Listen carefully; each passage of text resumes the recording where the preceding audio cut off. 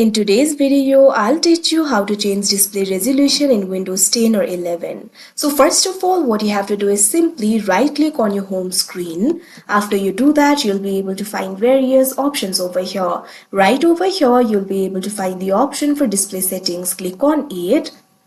Now you can see over here display settings will be opened. Over here you'll be able to find various options. Make sure display option is selected. Now in the display settings you'll be able to find various options like brightness and color, Windows SD color, scale and layout, etc. In the section for scale and layout, over here you'll be able to find the option for display resolution. You can see over here right now 1366 into 768 is selected. So if you want to change it, what you have to do is simply click on it. Now you'll be able to find various options over here. So simply click on the display resolution of your choice. Now once you do that, you can see over here this kind of pop-up will appear. After some time, it will revert to previous display settings. So what you have to do is click on this option, keep changes.